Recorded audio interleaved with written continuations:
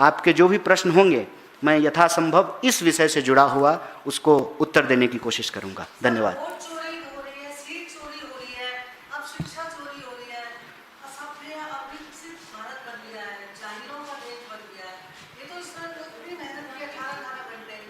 नहीं,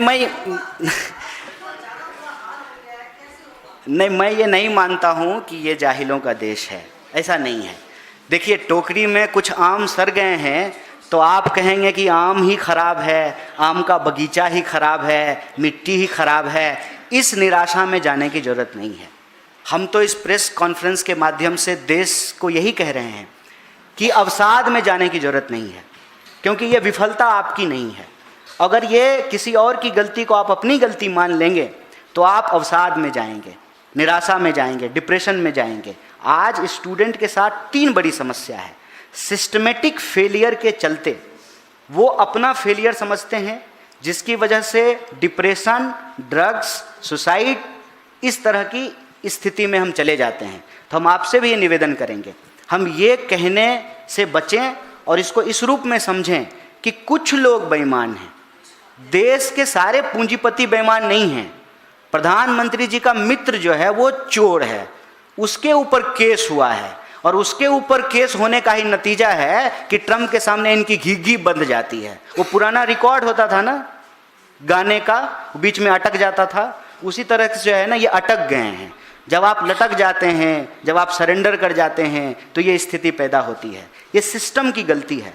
हमारी देश आज भी उर्वर है, लोग टैलेंटेड हैं, शिक्षा व्यवस्था में लोग बेहतर कर रहे हैं और बेहतर करने की ज़रूरत है। ऐसा नहीं है कि सरकार ने शिक्षा देने से जब लोगों को मना कर दिया है तो लोग खुद से नहीं दे रहे हैं। इसीलिए तो आज पब्लिक फंडेड जो एजुकेशन सिस्टम है, जो सरकार का बजट है एजुकेशन पे, उससे ज़्यादा खर्च लोग कर रहे हैं अपने बच्चों को पढ़ाने में। आप सरप्राइज्ड होंगे कि अगर कोई व्यक्ति 1 लाख कमा रहा है तो 30,000 रुपया अपने बच्चों के एजुकेशन पे खर्च कर रहा है। और इसीलिए हम इस देश में हमेशा से शिक्षा को महत्व दिए हैं। कहते हैं पढ़ोगे लिखोगे बनोगे नवाब। ये मानसिकता इस देश में रही है। जो लोग खुद नहीं पढ़ पाते हैं वो भी चाहते हैं कि उनके बच्चे पढ़ें और इसीलिए अपनी गाढ़ी कमाई का एक बड़ा हिस्सा वो एजुकेशन पे खर्च करते हैं। और इसीलिए जो पूरा सिस्टम है, जो मशीन है, उनसे उनका पैसा जो है वो एक्सट्रैक्ट कर रहा है, वसूल रहा है। तो हम ये ना कहें कि देश नकारा है, हम ये बिल्कुल ये ना कहें। देश को चलाने का, सपना दिखाने का जो जुमलेबाजी करके गद्दी में बैठे हैं, ये उनका फेलियर है। इस देश के लोगों का सिस्टम पर भरोसा था। ये गरीब से गरीब परिवार के लोग सोचते थे कि अगर हम अपने बच्चे को पढ़ा देंगे, वो मेहनत करेगा, यूपीएससी कंप्लीट करेगा तो आईएएस आईपीएस बनेगा। इस देश में आईआईटी की क्रेडिबिलिटी है, इस देश में एम्स की क्रेडिबिलिटी है, इसीलिए वहाँ पहुँचने की मारामारी है। अगर ये भरोसा नहीं होता, ये public funded education system performing नहीं होते, अच्छा आईआईएम नहीं होता, अच्छी आईआईटी नहीं होती, यूपीएससी नहीं होता, बीपीएससी नहीं होता, जेएनयू नहीं होता, जामिया नहीं होता, इलाहाबाद यूनिवर्सिटी नहीं होता, तो ये सपना भी नहीं होता।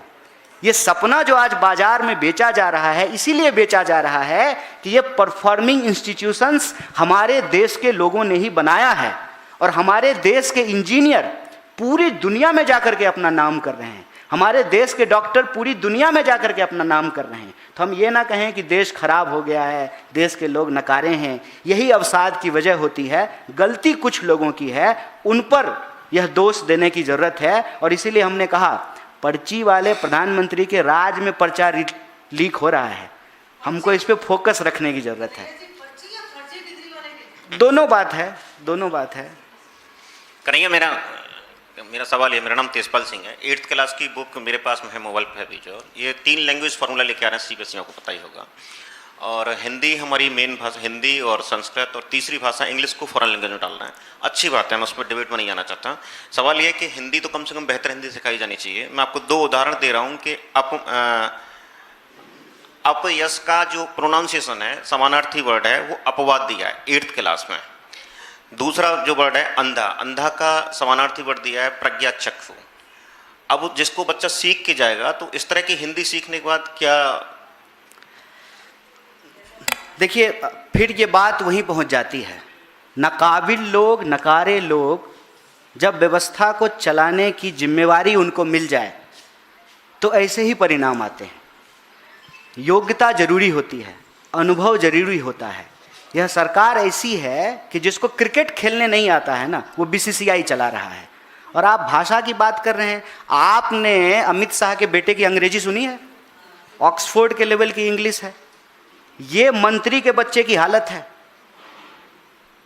तो आप अंदाजा लगाइए कि इस देश के आम लोगों को कैसी एजुकेशन मिल रहा है। एआई का जमाना हो गया है, देख के भी गलत पढ़ते हैं। प्रधानमंत्री का भाषण सुने हैं कई बार, इतिहास का कितना ज्ञान है उनको। टेलीप्रॉम्प्टर लगा करके झूठ बोलते हैं, किसी को किसी के साथ बिठा देते हैं, कबीर को नानक के साथ बिठा देते हैं। ये इतिहास आपने सुना है। ये सारी चीज़ें पैदा कहाँ से होती है? ये सारी चीज़ें पैदा होती है जब हम नकारेपन को सेलिब्रेट करने लगे, जब हम मूर्खता को सेलिब्रेट करने लगे, जब हम अयोग्यता को नगारे बजा करके स्वागत करना शुरू कर दें। प्रधानमंत्री ने कहा था ना, हम हार्वर्ड नहीं हार्ड वर्क वाले हैं। क्या उन्होंने शिक्षा व्यवस्था पे मजाक नहीं उड़ाया था? वो उन्होंने कहा था ना कि मैं पढ़ता नहीं हूं, मैं ऐसे देखता हूं, फोटोजेनिक मेमोरी है। कहा था कि नहीं कहा था? जब प्रधानमंत्री ऐसा होगा, उसका प्रधान कैसा होगा? उसका प्रधान फिर ऐसा ही होगा कि कह रहा है कि पूरा पेपर लीक नहीं हुआ है, थोड़ा पेपर लीक हुआ है। जैसे नल से थोड़ा थोड़ा पानी नहीं निकलता है। ये सरकार चला रहे हैं कि प्लम्बर की दुकान चला रहे हैं? आप इस पूरी की पूरी मानसिकता को देखिए, और उस मानसिकता का नतीजा क्या है? शिक्षा को खरीदने बेचने की वस्तु बनाई गई, सपना देखने को गुनाह बनाया गया, आम लोगों का भरोसा सिस्टम पर से उठ गया। नतीजा जो चोर थे उनका मनोबल बढ़ गया। आप मुझे बताइए कि विधायक खरीदने वाले चोर को जब आप चाणक्य कहेंगे तो चोरों का मनोबल बढ़ेगा कि नहीं बढ़ेगा? चोरों के बीच में कंपटीशन होगा, जो ज्यादा चोरी करेगा वो उतना बड़ा मंत्री बनेगा। क्यों चाणक्य कह रहे हैं विधायक चुराने वाले को? और जब चाणक्य विधायक चुराएगा तो वसूलेगा किससे? आप ही से तो वसूलेगा। फिर पेट्रोल डीजल का दाम बढ़ेगा, क्योंकि एमएलए खरीदने में बहुत पैसा खर्च हो गया है। जब सरकार विधायक चुरा करके बनाया जाएगा, जब सांसद जो है सीट चोरी करके बनाए जाएंगे, वहां तो पेपर चोरी होगा। और जो एनटीए के डायरेक्टर हैं, जो तमाम रिस्पॉन्सिबल लोग हैं, उनको मालूम है कि एक तो हल्ला नहीं होगा। हल्ला तो तभी होगा ना जब देश का कम्युनिकेशन सिस्टम इस पे कोई डायलॉग शुरू करेगा। अब आप देखिए कि नेता प्रतिपक्ष कोटा में जाकर के एजुकेशन सिस्टम पे एक प्रेजेंटेशन रख रहे हैं, उस पर जवाब देने की बजाय आप उनको ही गुनाहगार साबित कर रहे हैं। कह रहे हैं कि 2 दिन के बाद एग्जाम है, आप क्यों बात कर रहे हैं? मैंने कहा कि 2 दिन के बाद एग्जाम है, री एग्जाम है, 1 महीने में दूसरी बार एग्जाम है। इस फैक्ट को खा जा रहे हैं। इस फैक्ट को खा जा रहे हैं कि एनटीए का जो डायरेक्टर है उसका आरएसएस बीजेपी से संबंध है, और उस एनटीए पे हर साल सवाल उठा है। क्या ये सिर्फ इस बार पेपर लीक हुआ है? पिछले बार भी पेपर लीक हुआ, उससे पिछले साल भी पेपर लीक हुआ। क्या सिर्फ एक एग्जाम का पेपर लीक हुआ है? हर एग्जाम का पेपर लीक हो रहा है। और जब सीबीएसई के स्टूडेंट ने इस पर सवाल उठाया, उसको एंटी नेशनल बोलने लगे। आपके सिस्टम में जो खामी थी उस पर कोई सवाल उठाता है तो आप उसको एंटी नेशनल बोलने लगते हैं। तो ये मानसिकता का सवाल है, और इस मानसिकता में अयोग्य लोग जब उन पदों पर बैठेंगे, उसका नतीजा यही होगा कि फिर किताब में आइंस्टाइन को पायलट ही बताया जाएगा और मोदी जी को भगवान विष्णु का अवतार। जी कन्हैया जी, हाँ, उनके पास माइक पहले से, उनसे ले लेते हैं, फिर आपसे, फिर आपका प्रश्न। जी 2 सवाल हैं। एक तो झारखंड में कल जो राज्यसभा चुनाव के दौरान क्रॉस वोटिंग हुई इंडिया गठबंधन के अंदर, आपके प्रभारी के राजू ने कहा कि सीपीआई-एमएल और आरजेडी के विधायकों ने क्रॉस वोटिंग की। अब सीपीआई-एमएल के महासचिव दीपांकर भट्टाचार्य ने मल्लिकार्जुन खड़गे कांग्रेस अध्यक्ष को चिट्ठी लिखी है, अपनी नाराजगी जताई है, और उन्होंने कहा है कि सीपीआई-एमएल के दोनों विधायकों ने कांग्रेस उम्मीदवार के लिए वोट किया। कांग्रेस के नेता गलत बयानी कर रहे हैं, इससे पार्टी की छवि खराब हो रही है। इस पर आपकी क्या प्रतिक्रिया? देखिए, हमारे लिए एकजुटता महत्वपूर्ण है, और इस संबंध में जो आप रिपोर्ट कर रहे हैं, जो संबंध व्यक्ति हैं वो आपसे बात करेंगे, इसका जवाब भी देंगे। लेकिन इस प्रश्न के जवाब में हम रीइटरेट करते हैं कि 1 सीट क्रॉस वोटिंग, कुछ सीट, ये अपनी जगह पे है। हम इस देश को बचाने की लड़ाई में एकजुटता के पक्षधर हैं, और यह एकजुटता इस तरह की कार्रवाइयों से कमज़ोर ना पड़े, इसकी कोशिश कांग्रेस पार्टी जरूर करेगी। और जो इसके अधिकृत व्यक्ति हैं, आप लोगों से, मीडिया के साथियों से बात करेंगे। एक चीज और, आपके नेता का जन्मदिन है। बनारस में कुछ कांग्रेस के कार्यकर्ताओं ने राहुल गांधी की परशुराम अवतार वाली एक तस्वीर के साथ जश्न मनाया, उस पर फूल आदि चढ़ाए, दूध चढ़ाया, गंगा स्नान करवाया। बीजेपी इसको अपमान बता रही है परशुराम किनका? का, सनातन का। बीजेपी क्या, तुम फिर क्या करते? मतलब मोहन भागवत बना करके उनका जो है फोटो लगा करके फिर केक खिलाते तो बीजेपी वाले खुश हो जाते? ये कोई बात होती है? इस देश में अपने नायक को, अपने मन के जो उनके नायक हैं उसके साथ मिलाना, जोड़ना, ये होता रहा है। हमने तो आज और भी तस्वीरें देखी, लेकिन आप लोग नहीं देख पाए। कुछ जो है राहुल जी को अंबेडकर की तरह भी पेश करते हैं, कुछ लोग जो है उनको बिरसा मुंडा की तरह भी पेश करते हैं, कुछ परशुराम की तरह भी पेश कर रहे हैं। मैं होता तो मैं ज़रूर ये कहता कि भाई राहुल गांधी जी को राहुल गांधी की तरह ही रहने देते हैं। उनकी अपनी व्यक्तिगत पहचान है, उनकी अपनी व्यक्तिगत योग्यता है और उनकी अपनी सामूहिक लड़ाई है, उनकी अपनी योग्यताएं हैं। राहुल गांधी ही रहें तो बेहतर है, ये एक बात है। लेकिन भाजपा 3 में कि 13 में, भाजपा कौन होती है इस पे सवाल पूछने वाले? उसका पेटेंट है परशुराम जी पे कि राम जी पे? ये नाथूराम का फोटो लगाएं, राम जी पे फोटो लगाने का उनका कोई पेटेंट नहीं है। और ये नाथूराम को मानने वालों ने ही प्रभु श्री राम का चंदा चुरा लिया है, उसका जवाब दें। ये इधर उधर की बात नहीं करें। अपने नायक का जो आज जिंदा है और हमारे नायक जो हमारे विचारों में जिंदा है, उस तरह से हम उनको प्रस्तुत करते हैं। इसमें क्या दिक्कत है? तब तो कल को मान लीजिए कि बाकी सारे लोग जो अपना अपना नाम रखते हैं भगवान के नाम पे, उस पर जो है भाजपा रोक लगा देगी, मेरे माँ बाप पे केस कर देगी कि मेरा नाम कन्हैया क्यों है, मुकदमा कर देगी, क्योंकि पेटेंट है उनका। कौन ये पेटेंट दिया है उनका? देखिए, हिंदू होने में और संघी होने में फर्क होता है। इस देश के लोग हिंदू हैं, संघी नहीं हैं। जो संघी हैं वो भाजपा में हैं। इसीलिए ये सब मैं समझता हूं कि बिना बात का बात है।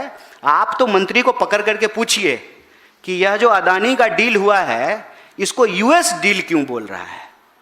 इसको सरेंडर डील को जो है उसके बारे में आप पूछिए विदेश मंत्रालय से कि इतनी हिम्मत नहीं है बीजेपी के नेताओं को कि बताए कि अमेरिका के मिसाइल से जो है हमारे नाविक मारे गए हैं।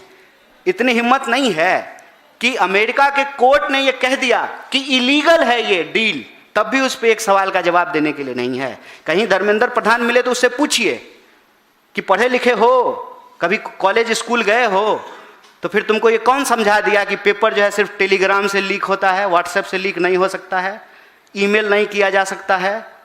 उसको जरा समझाइएगा, पूछिएगा। सवाल पूछा जाना चाहिए सरकार से, तो सवाल पूछ रहे हैं राहुल गांधी से। देश चला रहे हैं नरेंद्र मोदी, प्रश्न पूछ रहे हैं नेहरू जी से। कब तक ये चलता रहेगा? देश के लोग समझ रहे हैं और वो ये समझ चुके हैं कि हिंदू धर्म का नाम बीजेपी कुर्सी पर बैठने के लिए लेती है, बाकी उसका धर्म से कोई लेना देना नहीं है। सर, आप टेलीग्राम बैन को लेकर सवाल कर रहे हैं, लेकिन आज हाईकोर्ट ने भी इसको नहीं, हम पहले एनटीए बैन करने की मांग कर रहे हैं सर। बट हाईकोर्ट का जिस तरीके से वर्डिक्ट आया, उन्होंने बोला कि गवर्नमेंट के पास में पावर्स होती हैं किसी भी सोशल मीडिया प्लेटफॉर्म के एक्सेस को बैन करने के लेके। तो फिर आप लोगों का इस पर क्या ऑब्जेक्शन है अगर इस तरीके का कदम सरकार ने उठाया ताकि पेपर लीक ना हो? नहीं, हम उसकी उपयोगिता पे प्रश्न उठा रहे हैं। आप बैन कर दीजिए, सही बात है। अब कोर्ट कह रही है तो कंटेम्प्ट थोड़ी लगवाएंगे अपने ऊपर, ऐसे ही बहुत सारा केस है। तो कोर्ट कह रही है तो ठीक ही कह रही होगी, जैसे मोदी जी कर रहे होंगे तो ठीक ही कर रहे होंगे, यही कहा जाता है आजकल। लेकिन उपयोगिता बताइए ना, कि अभी आपने टेलीग्राम पे बैन किया है क्योंकि प्रश्न जो है वो टेलीग्राम पे घूम गया, कल को व्हाट्सएप पे घूम जाएगा, परसों ईमेल से घूम जाएगा, उसके बाद एसएमएस से चलने लगेगा, उसके बाद आई मैसेज से घूम जाएगा। तो इंटरनेट ही बैन कर दीजिए। और क्या इंटरनेट बैन हो जाएगा उसके बाद पेपर लीक नहीं होगा? पेपर लीक ब्यूटी पार्लर से हुआ है, पेपर लीक इस बार ब्यूटी पार्लर से हुआ है, हम ये बता रहे हैं। और पेपर लीक कराया जिन्होंने पेपर सेट किया था, हम उसकी उपयोगिता पे सवाल उठा रहे हैं। और तो वो तो ये सब देखिए क्या है ना कि रील बनाने के लिए कंटेंट है। अब एक दिन जो है इस पे रील बनेगा कि हमने जो है वो आंख से रेड लाइट निकलेगा नेता सबका, लेजर लाइट, तो ये ना रील बनाने का कंटेंट है। आप टेलीग्राम बैन कर दिए, आप एनटीए क्यों नहीं बैन कर रहे हैं जहां से पेपर लीक हो रहा है? दूसरा कि एक सोशल मीडिया प्लेटफॉर्म के बैन करने से, ठीक है, चोरी तो नहीं रुकेगी। दरोगा को चोर पकड़ना चाहिए ना, कि जो है स्ट्रीट लाइट बदल देने से जो है चोरी रुक जाएगी। सरकार इस बात का जवाब क्यों नहीं दे रही है कि जब से ये आए हैं तब से लगातार पेपर लीक हो रहा है। इसकी अकाउंटेबिलिटी क्यों नहीं तय हो रही है? अच्छा, आखिर क्या मजबूरी है बताइए? धर्मेंद्र प्रधान ट्रंप के कैबिनेट का मंत्री तो नहीं है, मोदी जी के ही कैबिनेट के मंत्री हैं, मजबूत प्रधानमंत्री हैं, पर्ची लिख करके किसी को भी मुख्यमंत्री बना देते हैं। आप लोगों को भी नहीं पता चलता है, भाजपा के लोगों को भी नहीं पता चलेगा किसका लॉटरी लग जाएगा। बिहार में सब भाजपा के नेता को लग रहा था कि हम मुख्यमंत्री बनेंगे, बाहर से एक आदमी को ला करके उसको मुख्यमंत्री बना दिया। बंगाल में भी ये हुआ, असम में भी ये हुआ है। तो उसे घर वापसी हो रही है वहाँ, तो उतने मजबूत प्रधानमंत्री आखिर अपने धर्मेंद्र प्रधान से इस्तीफा क्यों नहीं ले रहे हैं? कौन सा ऐसा फाइल धर्मेंद्र प्रधान के पास है कि प्रधानमंत्री उनके इस्तीफे वाले फाइल पे साइन नहीं कर पा रहे हैं? वो ट्रंप तो नहीं है, उसके कैबिनेट का भी मंत्री नहीं है, आपके कैबिनेट का मंत्री है, हटा दीजिए उसको। हटाने का भी हिम्मत नहीं है। डायरेक्टर को यहां से उठा करके दूसरी जगह रख देते हैं, कई बार तो प्रमोशन कर देते हैं। चोर नकारा बेईमान कोई अफसर हो सरकार की सेवा में, जय हिंद करता हो, ठीक है ना, जय सर, उसका नतीजा यह है कि उसको हटाते भी नहीं है, लीपापोती करते हैं, यहां से उठा करके वहां रख देते हैं। तो हम यह जो सरकार के कदम हैं उसकी उपयोगिता पे सवाल उठा रहे हैं, क्योंकि हम चाहते हैं कि पेपर लीक रुके, क्योंकि पेपर लीक के चलते इस देश के विद्यार्थियों से उनका सपना छीना जा रहा है, आम लोगों का शिक्षा व्यवस्था पर से भरोसा उठ रहा है, और इसके चलते इस देश के विद्यार्थी भारी अवसाद में हैं। 12 से ज़्यादा सुसाइड हो गया है। क्या हमारे आपके घर में ऐसी घटना घटेगी तब हम इसको लेकर के गंभीर होंगे? तो हम उसकी उपयोगिता पे सवाल उठा रहे हैं। कन्हैया जी, मेरा सवाल थोड़ा सा है तो इसी से मिलता जुलता, लेकिन थोड़ा सा फ्लैशबैक में आपको जाना पड़ेगा। लगातार आप सिस्टम, फ्लैशबैक मतलब नेहरू जी के ज़माने में? नहीं, थोड़ा सा बस। तो जैसा आप हमेशा शिक्षा प्रणाली पर सवाल उठा रहे हैं, सिस्टम फेलियर की बातें कर रहे हैं, थोड़ा सा अगर आप फ्लैशबैक में जाइए 2020, आप याद कीजिए पटना यूनिवर्सिटी में बड़ी तादाद में बच्चों को फेल किया गया था और दावा किया गया था कि आरटीआई करिए, स्क्रूटनी करवाइए, तब जा करके पता चलेगा बच्चों ने लिखा नहीं है।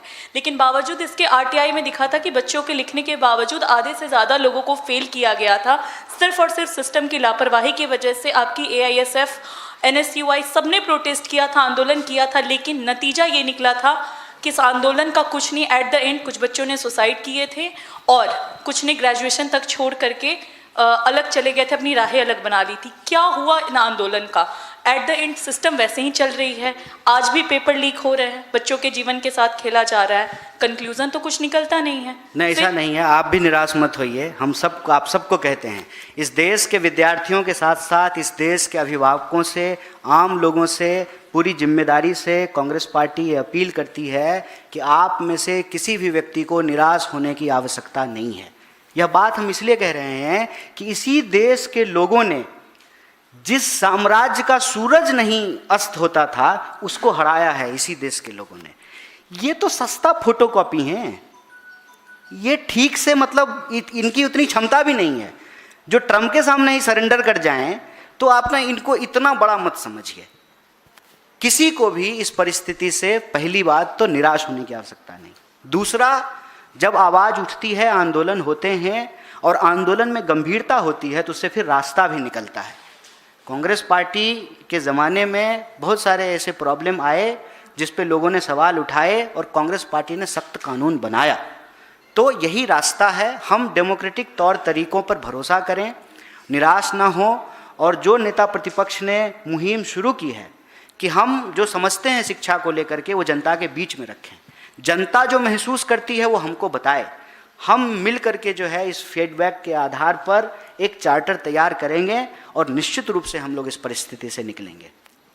कन्हैया जी, राहुल गांधी जी का जन्मदिन है, प्रधानमंत्री ने उनको बर्थडे विश किया है, प्रोटोकॉल है, लंबे स्वास्थ्य की कामना की है, उनकी लंबी उम्र की।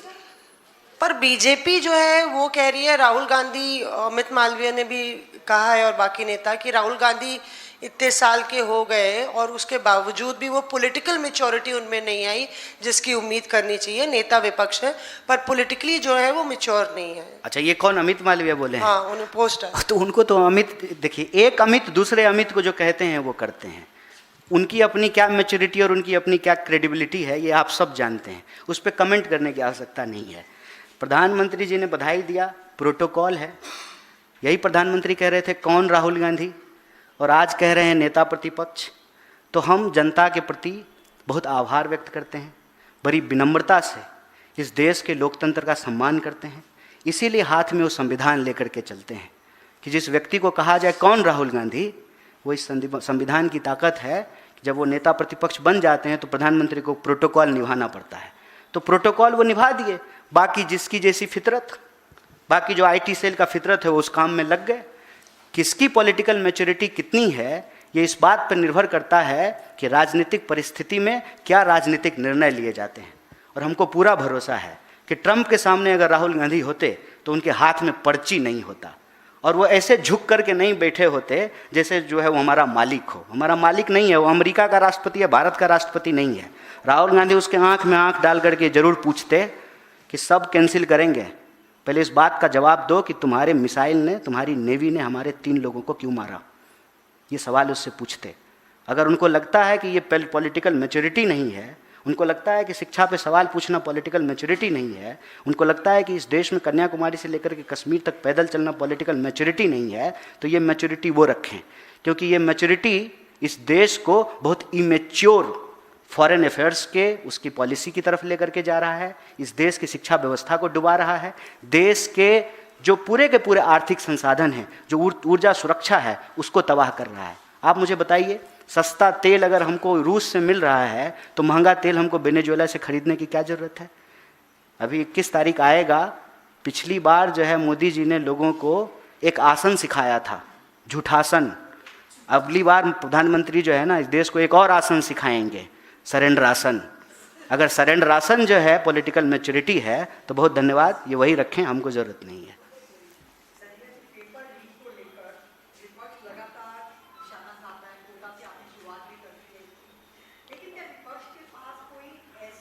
ठोस राष्ट्रीय नीति या रोड मैप है जिससे भविष्य में पेपर लीक की घटनाओं को पूरी तरह से रोका जा सके। देखिए, विपक्ष तो आपने बहुत बड़ी बात कह दी। हम लोग छात्र आंदोलन से निकल करके आए हैं और कुछ जो पॉलिटिकल स्लोगन हुआ करते थे स्टूडेंट एक्टिविज्म के, आज भी वो रेलिवेंट हैं। शिक्षा पर जो खर्चा हो बजट का 10वां हिस्सा हो। अगर आप अपने एजुकेशन पे बजट का 10% खर्च करेंगे तो बहुत सारा प्रॉब्लम सॉल्व हो जाएगा। एजुकेशन को अगर आप प्रिविलेज ना बना करके लोगों का फंडामेंटल राइट बना करके रखेंगे तो बहुत सारा प्रॉब्लम सॉल्व हो जाएगा। जब परफॉर्मिंग पब्लिक सेक्टर होता है तभी प्राइवेट सेक्टर थ्राइव करता है। अगर IITs नहीं होते तो प्राइवेट इंजीनियरिंग कॉलेज का जाल नहीं बिछता, अगर एम्स नहीं होता तो प्राइवेट मेडिकल कॉलेज का जाल नहीं बिछता। तो सरकार को शिक्षा देना लोगों को, ये जिम्मेवारी है उनकी, इस जिम्मेवारी से वो भाग नहीं सकते हैं। बात यह है ना कि आजकल टोल मॉडल चल रहा है देश में। टोल मॉडल ये है कि आप कार खरीदिए EMI पे, सरकार को टैक्स भरिए, उसके बाद आप जितनी बार कार लेकर के निकलेंगे, पहले आपसे जो है वो दाम वसूला जाएगा, दोस्त के लिए जो डील होगा पेट्रोल पंप पे पहले वहाँ वसूली होगी, फिर कार लेकर के रोड पे जाएंगे तो जो है हर 50 किलोमीटर टोल वसूला जाएगा। तो ये जो मॉडल है ना, privatisation of profit and socialisation of loss, उसके चलते इस प्रॉब्लम में हम फंसे हैं। एजुकेशन को जब सरकार अपने अंडर रखती है, पब्लिक सेक्टर थ्राइव करता है, तभी जो है प्राइवेट सेक्टर भी अच्छे से परफॉर्म करती है। तो पहला मॉडल ये है। दूसरा मॉडल ये है कि भरोसा लाना पड़ेगा दोबारा। इस देश के आम विद्यार्थियों को ये नहीं लगना चाहिए कि हमारे 15 घंटे 16 घंटे मेहनत का कोई फल नहीं हमको मिलेगा। ये भरोसा विद्यार्थियों को और अभिभावक को दोबारा दिलाने की ज़रूरत है। और तीसरा, जो लोग दोषी हैं उस पर कार्रवाई कीजिए, चाहे वो आपका मंत्री क्यों ना हो, एक नज़ीर बने, ताकि फिर से जो हमारी संस्थाएं हैं उसकी क्रेडिबिलिटी एस्टेब्लिश हो। NTA के लोग पेपर लीक करा रहे हैं और आप बार बार जो है NTA को एग्ज़ाम कराने का टेंडर दे रहे हैं। तो ऐसा नहीं है कि रोल मॉडल नहीं है, रोल मॉडल है। और अभी जो हमको जितनी बात समझ में आई है, नेता प्रतिपक्ष ने उसको एक प्रेजेंटेशन के रूप में देश के सामने रखा है। बाकी हम देश के विद्यार्थियों, अभिभावकों, शिक्षाविदों, पत्रकारों और बुद्धिजीवियों से ये अपील करते हैं कि आप अपना फीडबैक दीजिए। हम एक स्टूडेंट के लिए बेहतर एजुकेशन चार्टर बनाने की कोशिश करेंगे। हेलो सर, ऐसा है कि आपने जो भी बात कही है वो बिल्कुल सही है, लेकिन जब एजुकेशन का बिल पास हुआ तो अपोजिशन ने कोई आवाज़ नहीं उठाई। जब उसका बजट कम किया तो भी कोई आवाज़ नहीं आई। अनएम्प्लॉयमेंट बढ़ी तब भी कोई आवाज़ नहीं आई। अब नीट का पेपर लीक है तो वो तो होना ही था, नहीं, ऐसा तो नहीं है। अब हम उस पे अब आप क्या कहना चाहते हैं? नहीं, हम आवाज़ उठाते हैं। बात यह है कि अगर हमारी माइक ही यहाँ बंद कर दी जाए और कैमरा बस सामने लगा हो, कुछ दिखाए ही नहीं, अब 1 घंटा रिकॉर्ड करके ले जाएं और चलाएं ही नहीं, क्या जनेंद्र जी, है ना? मतलब हम कह रहे हैं कि ये जो आप रिकॉर्ड कर रहे हैं उसको दिखाना भी तो पड़ेगा ना। तो माइक ही बंद कर देंगे तो कैसे देखेगा? हम इस देश के विद्यार्थियों और अभिभावकों से कहते हैं कि आपका राजनीतिक पक्ष कुछ भी हो, आपकी पार्टी, आपकी विचारधारा कुछ भी हो, लेकिन इस देश का विपक्ष होने के नाते राहुल गांधी ने देश से अपील किया है कि इस देश की शिक्षा व्यवस्था को बेहतर करना हमारी जिम्मेवारी है और विद्यार्थियों के हक के लिए लड़ना हमारी जिम्मेवारी है। इसीलिए सड़क से लेकर के संसद तक हम ये संघर्ष कर रहे हैं और जब तक विद्यार्थियों को न्याय नहीं मिलता है, पेपर लीक के दोषियों को पकड़ा नहीं जाता है, धर्मेंद्र प्रधान का इस्तीफा नहीं होता है, एनटीए को बैन नहीं किया जाता है, हम अपनी आवाज़ को उठाते रहेंगे और यह गूंज, विद्यार्थियों की ये गूंज हुंकार बनेगी। बहुत बहुत शुक्रिया, बहुत बहुत धन्यवाद। एक लास्ट सवाल जो